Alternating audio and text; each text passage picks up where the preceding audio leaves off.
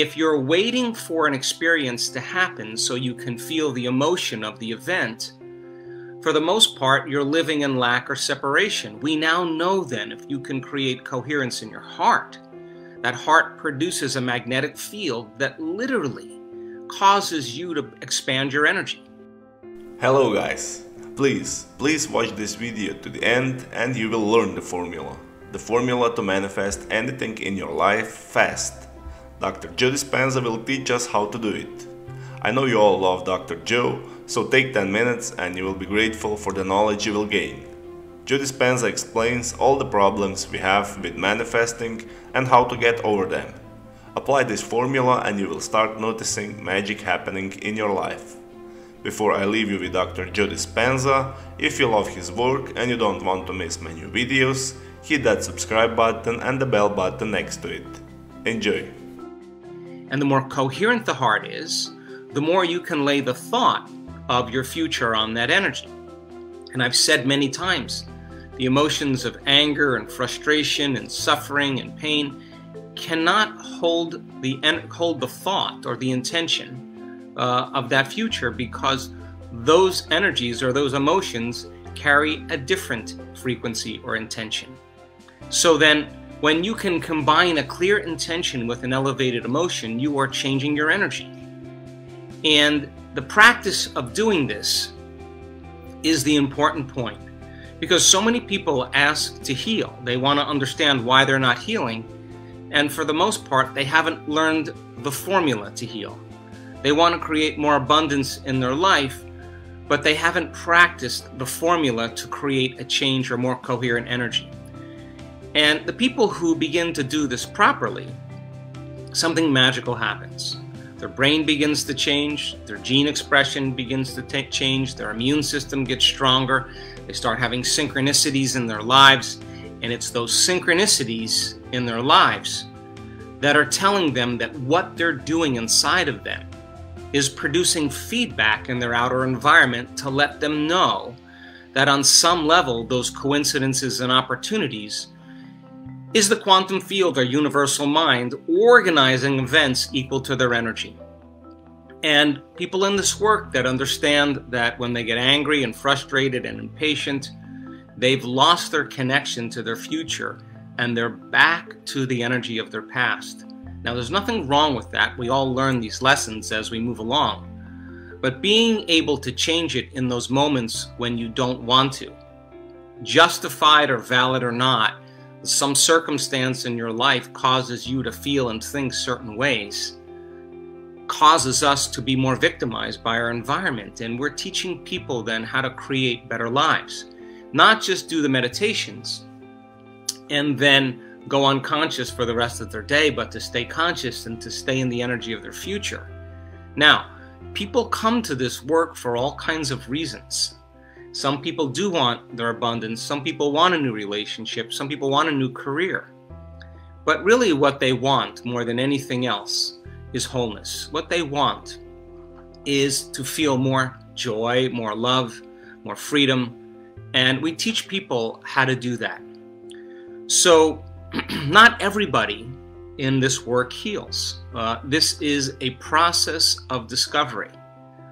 But in the last couple years, we have seen so many incredible miracles, so many transformations. And we have the evidence, not only in science and the things we're measuring, and all the wonderful new opportunities that are coming out of this work with other scientific universities and communities that are interested in studying us, but also our testimony, our students. They are the living example of what's possible. And that means then, if other people can do it, you can do it as well. And it's going to take practice. It doesn't mean like if you've read all the books on how to dance the salsa and you've memorized all the content, but you've never got on the dance floor and done the salsa, or you've read the books on how to tango, but you've never actually practiced and got your body involved in doing the tango. It doesn't mean that you're not a good dancer. You may have all this talent to be able to do it, but to learn the steps and to make it look natural and easy, and to begin to see that you're evolving your experience is fundamentally important to this work. So I wanted to connect with you to let you know that I have a lot of questions also. And I think all the time about building a better model of understanding, and you should too.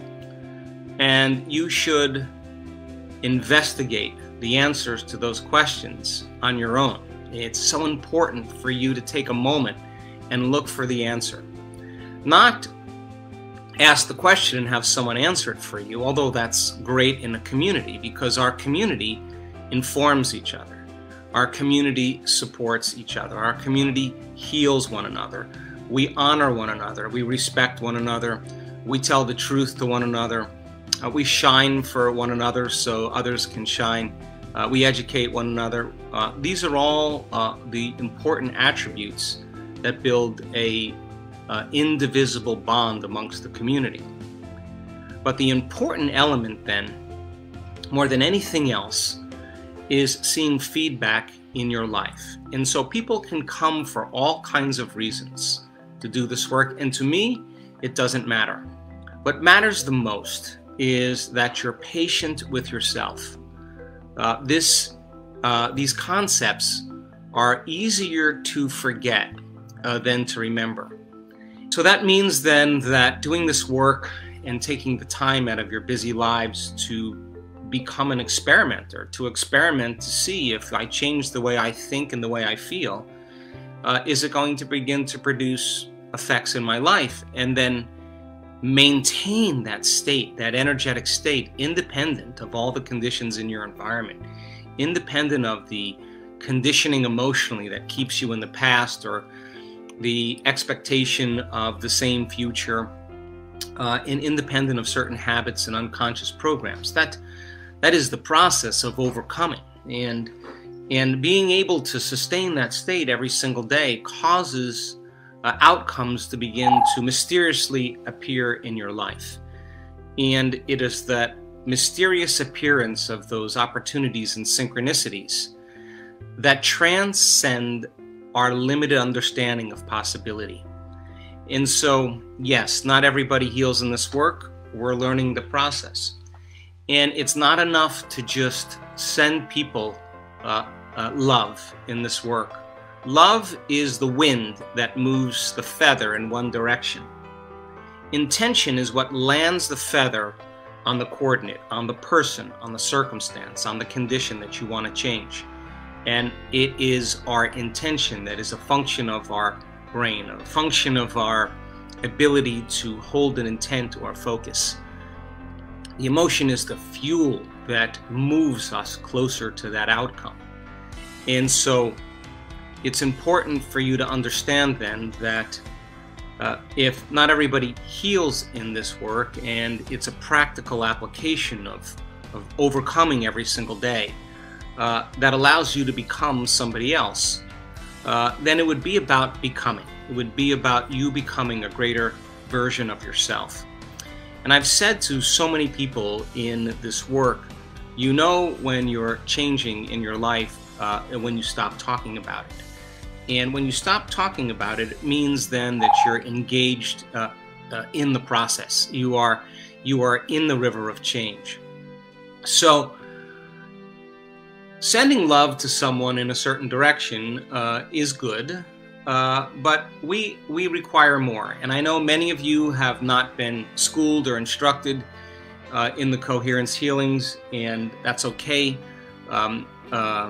We have so many things that we're planning for our future with our communities. But if you're interested in the coherence healing, or you have somebody that needs a healing, by all means seek out the communities that provide the resources for you to help those people. So I have gone through great measures in the last several years to keep this information as pure as possible. Not for any other reason, but if I can offer you my greatest understanding of the truth, and then numerous opportunities for you to experience it. If you practice every single day, you're going to get better at doing it. I want to become conscious of my unconscious thoughts. I want to be aware of how I speak, how I act. I want to look at how I feel every single day and see if that feeling is connected to my future or is connected to my past. And I want to write all those things down and remind myself to stay so conscious that I don't go unconscious and return back to that old personality that's connected to the same life. And then thinking about thoughts you do want to fire and wire in your brain, and have them through repetition with intention and attention. Install the circuits and repeat it enough times so that the hardware becomes more like a software program, and you naturally have a new voice in your head that says anything's possible, believe in yourself, you can do this, instead of I can't, it's too hard, I don't feel like it. Those are thoughts of the past. To sit down and decide how you're going to be with your children, how you're going to be in traffic, how you're going to be with coworkers, what would love do, and begin to review and rehearse in your mind how you're going to be. And the act of rehearsing in your mind truly begins to install more neurological hardware. You're reminding yourself and reproducing the same level of mind. Why? So you can step into that footprint in your day and modify your behaviors to produce a different experience. That experience produces a different emotion. And you're going to want to feel that emotion instead of the emotions of your past. And then teach your body what your future feels like. Start making those chemicals. Yes, I know it's not easy all the time to feel elevated emotions. Believe me, I've been at this a long time. But that's natural and normal to excuse yourself and say that I can't. But what about the person who can teach their body emotionally what that future will feel like before it happens? And all it means is sitting down and using your imagination and thinking about how you would feel if your dreams came true. Now, if you could feel that emotion before the event occurs in your life, your body's so objective, it's going to believe that that future is happening to you in the present moment. And it's that elevated emotion that begins to draw like a magnet experiences to you. So then, yep, I'm going to tell you some days it's harder than others to feel these emotions. I can tell you because I've done it enough times. But that's natural and that's normal. But what we're after is supernatural. And if you can feel the celebration, the gratitude, the freedom of expression, the joy, the love for life, and you can feel that ahead of the experience, not only is your body so objective that it's believing that future is happening to you in the present moment because it doesn't know the difference between the real life experience and the one you're fabricating by thought alone, but also if the environment signals the gene, and it does, and the end product of an experience in the environment is an emotion, you're beginning to select and instruct new genes, and you're changing your gene expression in changing your body, upregulating genes for health. And if you can sustain that emotion all day long, you keep new genes on or new genes upregulated and those genes for disease downregulated. And if you fall from grace and you lose it, that's normal, that's natural. But supernatural is pausing for a moment and getting connected to the energy and the emotions of the future. And so going back to the basics, I go back to them all the time, but a good place to start is breaking the habit of being yourself. When you finish that and you got those meditations down where you break the habit of your old self and reinvent your new self, and you're starting to see situations in your life begin to shift without you having to force them or push them or fight for them or manipulate them or control them, now you know that you're doing it properly.